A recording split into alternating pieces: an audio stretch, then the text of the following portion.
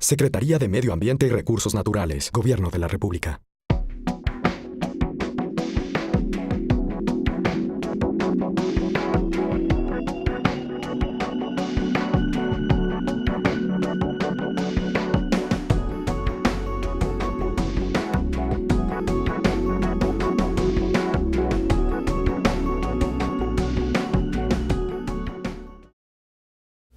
Mi presentación fundamentalmente está centrada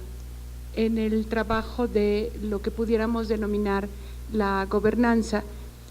Y bueno, en este caso lo que vamos a trabajar fundamentalmente es el marco legal en materia de cuencas y participación, considerando las nuevas reformas en materia ambiental y en materia de agua. Y aquí la pregunta fundamental que se realizaba era ¿cuáles son las implicaciones de estas reformas constitucionales y legales en esta materia? Los elementos claves a considerar es precisamente detallar cuál era o cuál es en este momento el marco de participación para la toma de decisiones, describir y también simplificar de alguna manera el concepto de gobernanza y reflexionar respecto de los retos que en materia de políticas públicas implica esta situación y sobre todo uno de los retos o uno de los objetivos fundamentales es conocer o darles una visión un poquito general respecto de cuál es el estatus de los retos de los consejos de cuenca en estos momentos en el caso mexicano. ¿Cuál es el texto vigente en estos momentos de nuestro artículo 4, recientemente reformado de la Constitución? Se nos dice que toda persona tiene derecho a un medio ambiente sano y cambió el concepto de adecuado a sano para su desarrollo y bienestar, y luego viene el gran adendum, uno de ellos estábamos un poco atrasados porque lo tenían casi todas las constituciones en el mundo, en donde estaba ese responsable que es el Estado, que garantiza el respeto al derecho al medio ambiente sano, que también era un atraso en México desde 1999, lo teníamos como adecuado, que entonces esto nos generaba un problema fundamental de saber quién iba a determinar que el medio ambiente era adecuado. Ahora queda más claro de que el medio ambiente tiene que ser sano como un derecho humano para esa persona que requiere para una vida digna de un desarrollo de sus elementos como persona y además el bienestar como persona. Y resulta que hay otra parte que tiene que ver con el daño y el deterioro ambiental, dice ahora la Constitución, generará responsabilidad para quien lo provoque en términos por lo que señala la propia ley. Y para el caso que nos ocupa, que es el caso de la gobernanza en cuencas, ahora se complementa y tiene su fundamento en que toda persona tiene derecho al acceso, disposición y saneamiento del agua para consumo personal y doméstico en forma suficiente, salubre, aceptable y asequible. Y en este caso es el Estado quien garantiza el derecho y la ley va a definir las bases y apoyos, sobre todo las modalidades para el acceso, uso equitativo y sustentable de los recursos hídricos, y ese Estado se convierte en el artículo 4 en la Federación, las entidades federativas y los municipios, pero a ese Estado se le suma lo que los teóricos de la teoría del Estado dicen que es el sentido mismo del Estado, que es precisamente el pueblo, pero que en el caso del artículo 4, para el caso del derecho de acceso al agua potable y al saneamiento, se convierte en estos esquemas de participación ciudadana para la consecución de estos fines de acceso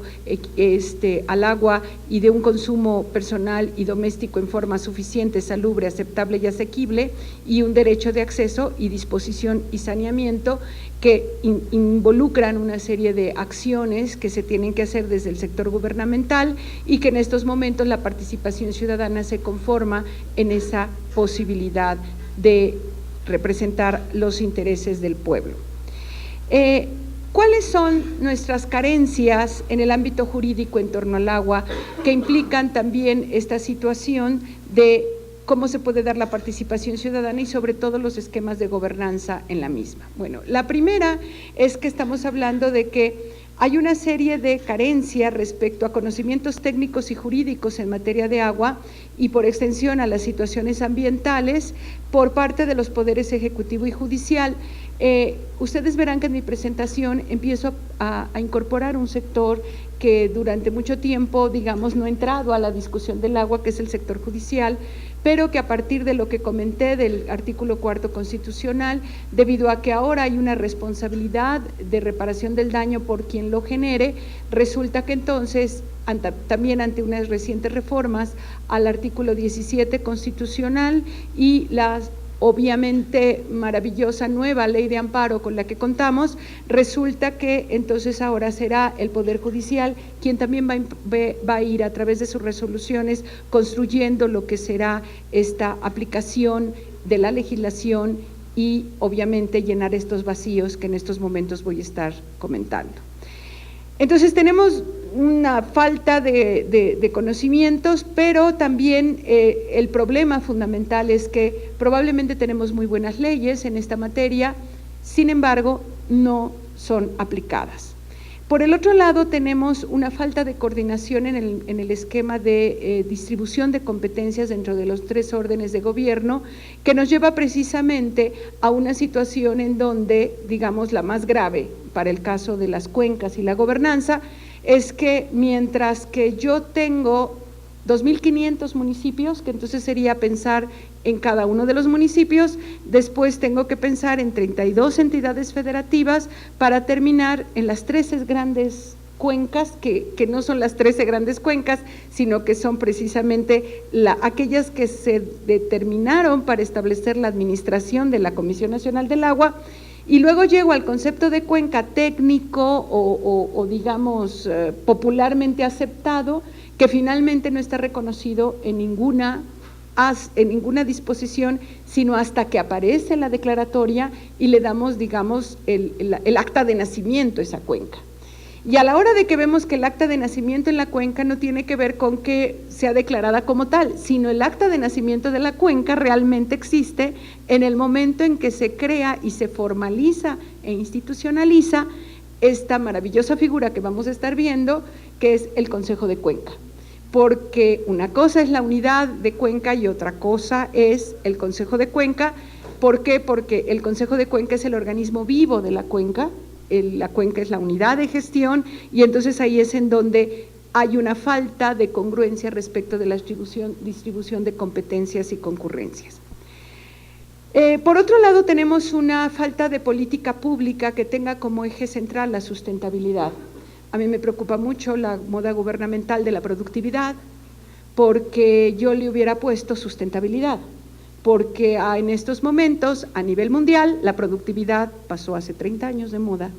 y en estos momentos la única situación en donde realmente puedo llegar a niveles de productividad en cualquier área que yo esté trabajando es a partir del concepto de incorporación de las externalidades, la internalización de las externalidades que finalmente tienen que ver con costos económicos que entonces inciden fundamentalmente a este trinomio que normalmente se maneja con la sustentabilidad, que es la parte económica y la parte social, que junto con la ambiental me da lo que es el eje de sustentabilidad. Entonces, obviamente de que no nada más tenemos una falta de política de sustentabilidad a nivel Estado, sino que mi política de Estado se convierte en productividad, bastante, pasada ya de moda, a pesar de ser la moda sexenal, y entonces ahora tengo un problema fundamental. ¿Por qué? Porque pues ya me atrasé 18 años más, ¿no? Faltan también instituciones que apliquen la ley, sobre todo con los denominados tribunales especializados. Ayer tuve la oportunidad de estar con el magistrado Neófito López Ramos y yo le comentaba, le decía, oiga, magistrado, ¿como para cuándo vamos si en el caso de que sea publicada la ley de responsabilidad ambiental, en la ley se prevé que en 2 años tiene que haber un tribunal especializado dentro del Poder Judicial, o sea, 2 salas específicas para cuestiones ambientales, y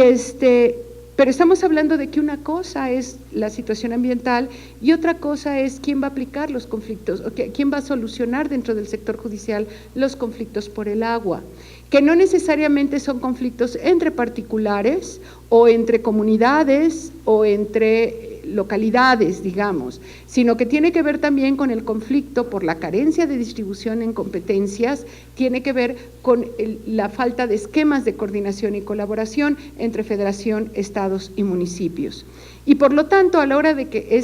no está dibujada la autoridad del agua en la cuenca, porque también ese es el asunto, de que digamos de que la cuenca, al no estar claramente delimitada, y aun cuando esté formalizada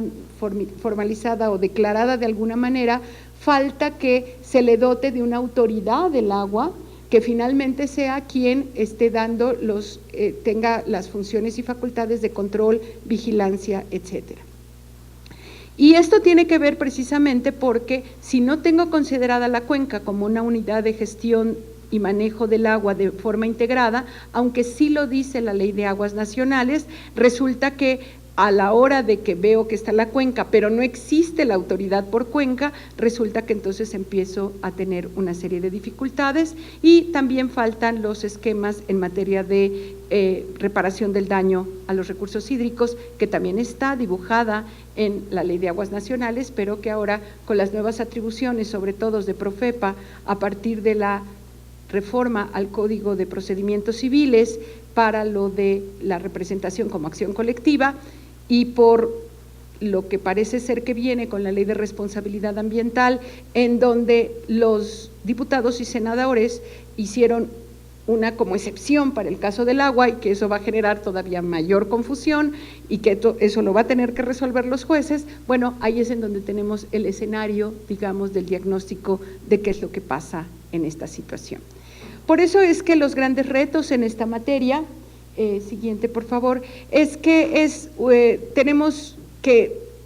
si existe esta brecha entre leyes y la realidad del aprovechamiento de la conservación de recursos hídricos, como lo que es el agua, que es un bien nacional, social, estratégico y fundamentalmente un asunto de seguridad nacional, conforme lo dice la Ley de Aguas Nacionales, con las nuevas reformas, bueno, lo que necesitamos es fortalecer el esquema de los derechos ciudadanos, que implican acceso fundamentalmente a la información, a la participación pública en la toma de decisiones y a la justicia, que entonces ya estoy en los tres elementos que son considerados para la gobernanza.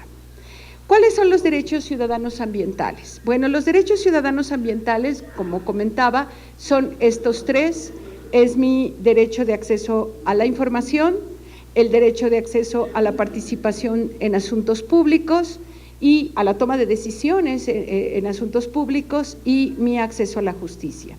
que además se complementan con el esquema de responsabilidad ambiental. Mi esquema de responsabilidad ambiental, a su vez, se fortalece con dos grandes conceptos: por un lado, mi derecho a la información, y por el otro lado, el derecho a participar en asuntos públicos.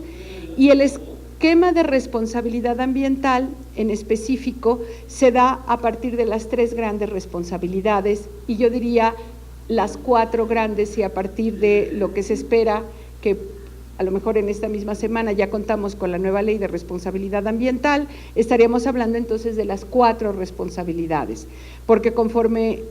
en estos momentos tenemos la responsabilidad administrativa, la responsabilidad penal y la responsabilidad civil, dibujada también ahora en un título quinto del Código Federal de Procedimientos Civiles, para la exigencia de la reparación del daño.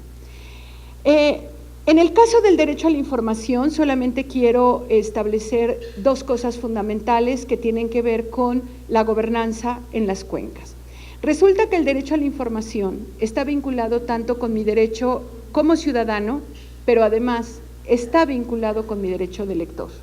¿Por qué tengo que vincular esto en el caso de las cuencas? Porque es precisamente el elegido como presidente municipal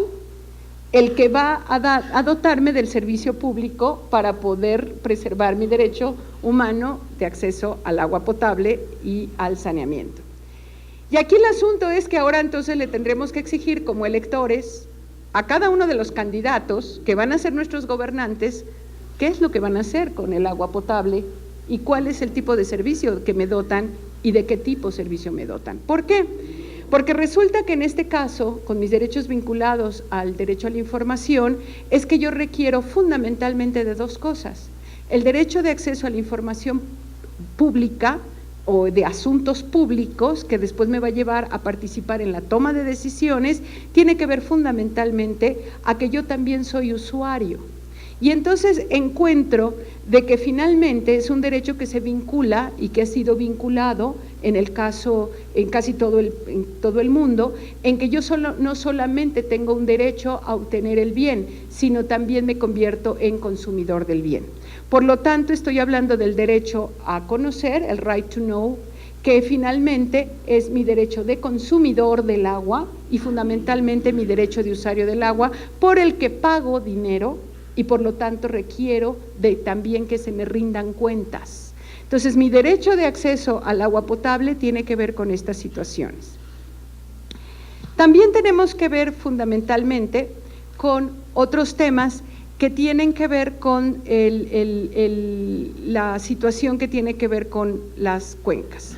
Y en este sentido, lo que tendríamos que establecer es que fundamentalmente los principios que se basa la Constitución, digamos que tenemos que hacer primero un ejercicio de armonización para después llevarlos al plano de la legislación. En el caso de la legislación, y entonces aquí es en donde la carencia de un marco legal en materia de cuencas, que además fundamentalmente fortalezca el esquema de participación pública en la toma de decisiones y fundamentalmente ante la nueva, digamos, emergencia de las necesidades de solución de conflictos y controversias en materia de agua, que va a estar dado por esta nueva ley de responsabilidad ambiental, pero que también está dado por esta posibilidad de mediante amparo y sobre todo y fundamentalmente mediante otra serie de mecanismos, como son las acciones colectivas, voy a ir construyendo nuevos esquemas de gestión del agua. Aquí lo que quiero comentarles es que una de las cosas más importantes que tiene, sobre todo en este nuevo esquema, que entonces ya pasamos simplemente del marco legal desde el punto de vista de la regulación sustantiva del recurso, y que pasamos ahora, estaríamos en una etapa de transición, si es que se publica rápidamente la Ley de Responsabilidad Ambiental, resulta que bajo este nuevo esquema, en donde lo que voy a tener es la parte sustantiva dada por la LEGEPA, dada por la Ley de Aguas Nacionales, dada por diferentes leyes, por ejemplo el caso de la Ley General de Desarrollo Forestal Sustentable es muy importante porque me regula inclusive los bienes y servicios ambientales. Entonces toda esta situación, tanto del agua como parte del ecosistema, como la prevención y control de la contaminación del agua, como su saneamiento, como su dotación, toda esta parte también ahora va a tener que estar, digamos, ligada a la parte procesal para su manejo. Cuando estoy hablando de la parte procesal, estoy hablando de la ley de amparo, pero también es muy importante considerar el principio que en la ley de amparo se señala, y es que en estos momentos no solamente me puedo amparar contra las acciones del gobierno, y en este caso serán del gobierno municipal, para dotarme de agua potable, pero también de la inexistencia de una autoridad del agua por cuenca, de la inexistencia de reglamentos por cuenca, de la inexistencia de normatividad específica para calidad del agua, porque resulta que la nueva ley de amparo establece que también me puedo amparar por omisión. Entonces, la inexistencia de todas las carencias que comenté van a poder ser ahora efectivas a partir de procedimientos. Claro que también el magistrado decía el día de ayer, ¿desde cuándo se establecieron las acciones colectivas? Y no hemos tenido más que una en Tijuana y parece ser que acaba de funcionar por lo del apagón analógico, hicieron otra hace pocos días, ¿no? Y él comentaba, es que no tenemos esta situación y de pronto lo que ocurre es que, y qué maravilla que estemos en estos momentos con esta cobertura nacional, porque dependerá del movimiento, del ejercicio de mi derecho al medio ambiente adecuado, que pasa por los 3 pilares de gobernanza que ya comentaba, que es mi derecho de acceso a la información, que va desde mi derecho de transparencia, rendición de cuentas y finalmente también el right to know como consumidor y como usuario, yo estoy pagando por un servicio. Por el otro lado, mi derecho de acceso en la toma de decisiones, que es precisamente el reconocimiento de la cuenca como un órgano decisorio colegiado, y las decisiones y el cumplimiento que tendrán que dar los tribunales. Muchas gracias.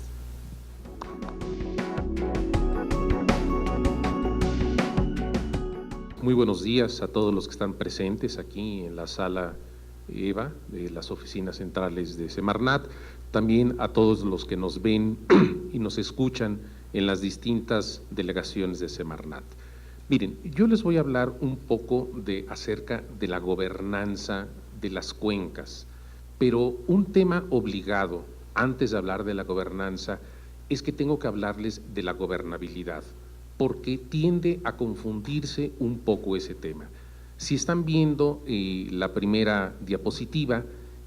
la gobernabilidad es simple y sencillamente la cualidad de gobernable, es decir, es una precondición para gobernar.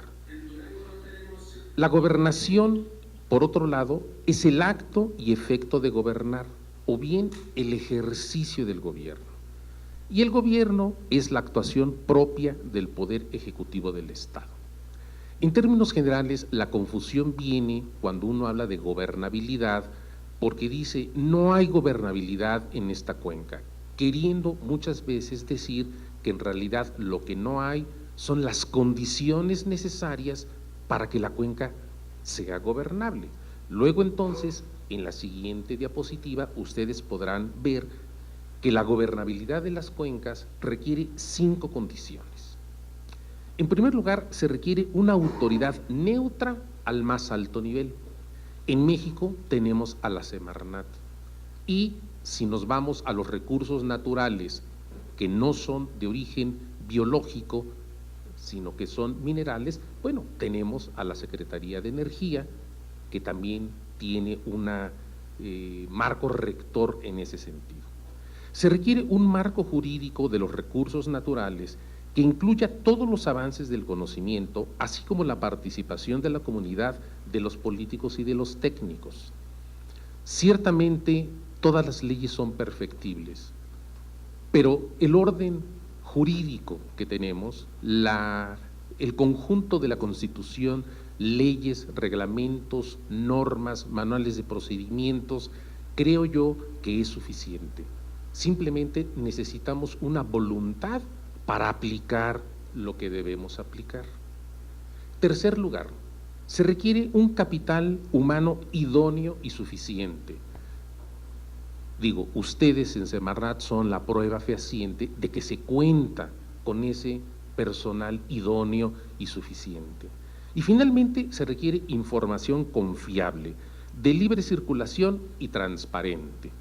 Y bueno, aquí es donde empezamos a tener un poco de problema. Todos, absolutamente todos, tenemos una gran admiración por el trabajo que hace INEGI.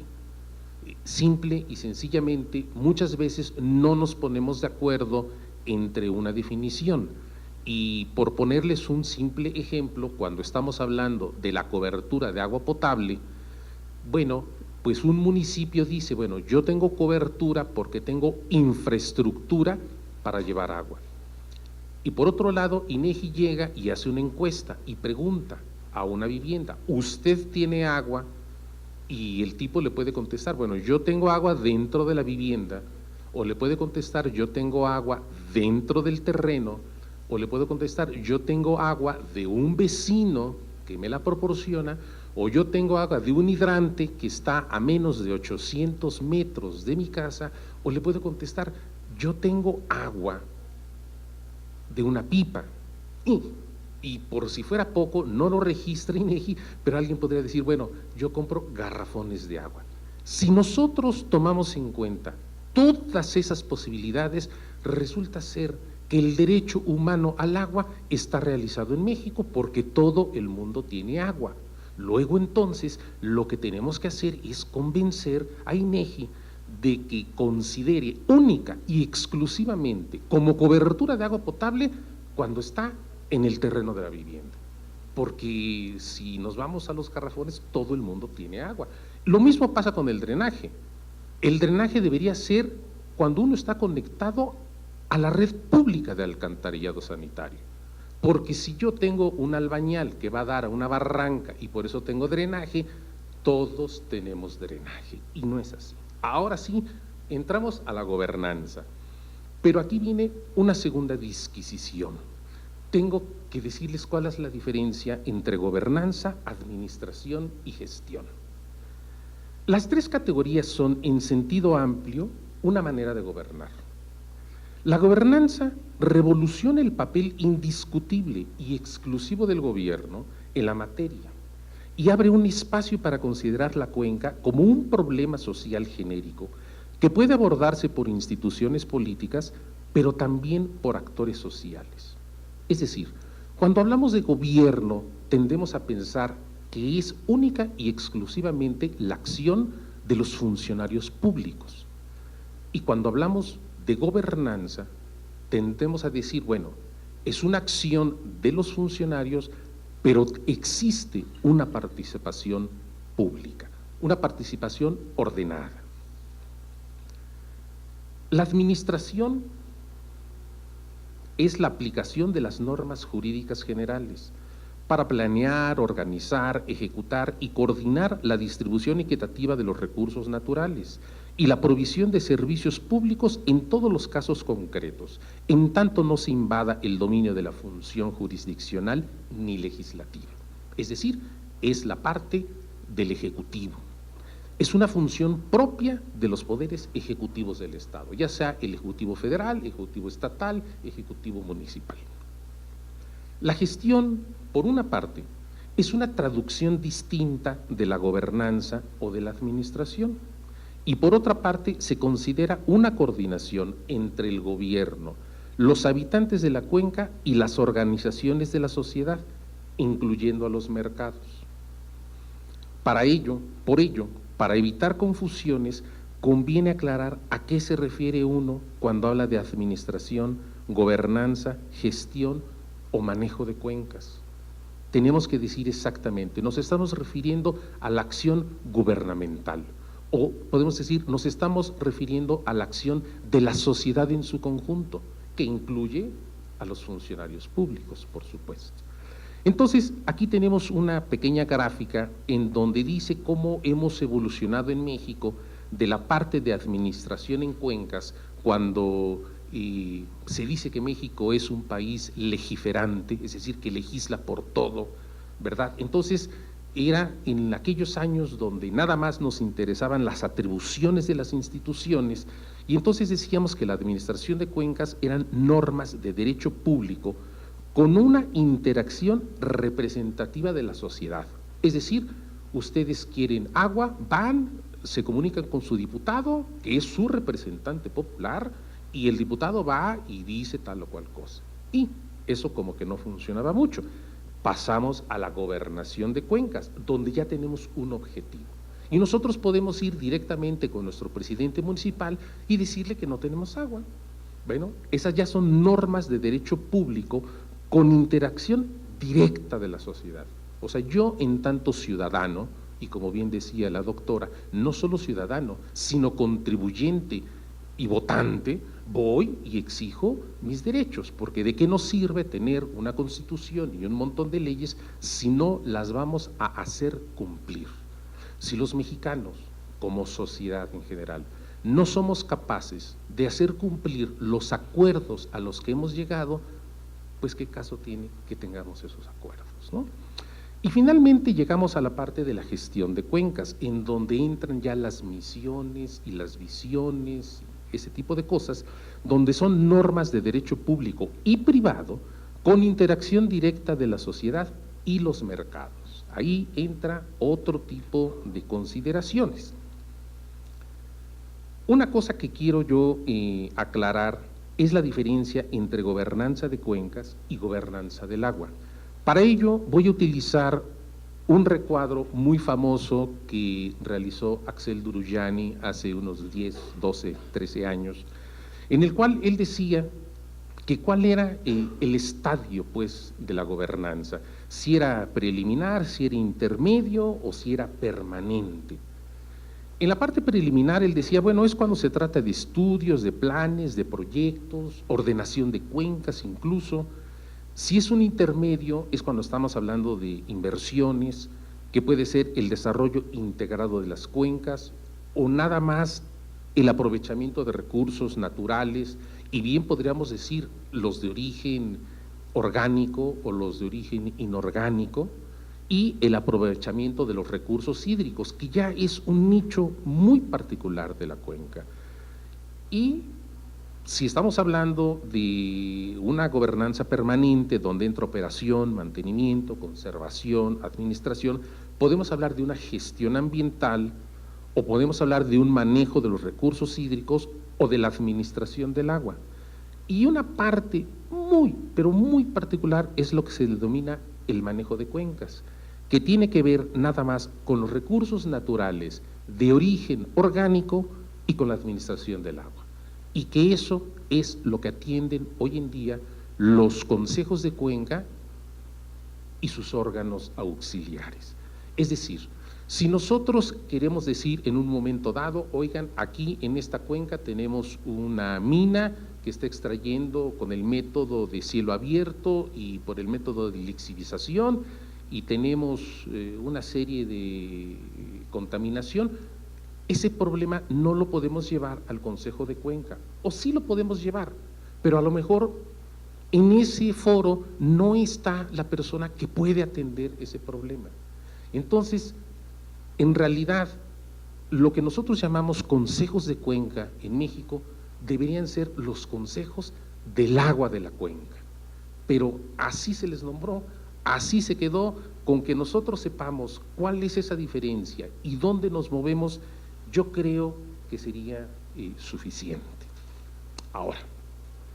en cuanto a la participación pública, aquí me estoy apoyando en una tabla que ha desarrollado la Asociación Internacional de la Participación Pública. Y dice, bueno, ¿qué es lo que uno busca con la participación pública? Yo quiero informar a alguien lo que está sucediendo, o quiero consultarlo, o quiero involucrarlo, o quiero que sea mi colaborador, o de plano quiero apoderarlo, lo que tan popularmente se dice, vamos a empoderar a alguien. Si ustedes quieren apoderar a alguien, es decir, si le quieren otorgar el poder, en ese momento ustedes dejan de ser funcionarios públicos y se vuelven empleados de esa persona que han apoderado. Y tienen ustedes que hacer lo que él les diga. Entonces, hay una serie de cosas en la participación que no se pueden delegar. Los aspectos técnicos del manejo de una presa, los aspectos técnicos de la tala de los bosques, los aspectos técnicos de la vida acuática en un cuerpo de agua, no son delegables. Nosotros no podemos llegar a un consejo de cuenca, a un órgano auxiliar, y preguntar a las personas si creen que con 200 o 300 litros se puede preservar la biota y la flora de ese cuerpo de agua. La razón no se da por democracia. Es decir, ahí tenemos que ir con un experto, con un técnico que diga, ¿sabes qué? Se requiere tanto. Lo que sí se le puede preguntar al ciudadano es, bueno, tenemos tanto dinero para hacer esto, ¿qué hacemos con este dinero? O tenemos un río que se está muriendo, ¿qué hacemos con él? ¿Cómo hacemos más eficiente el uso del agua?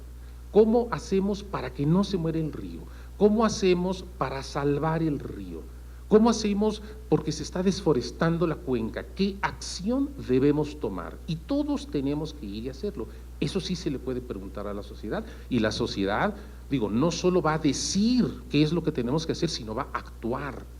va a poner algo de su parte, pero la parte técnica no es delegable.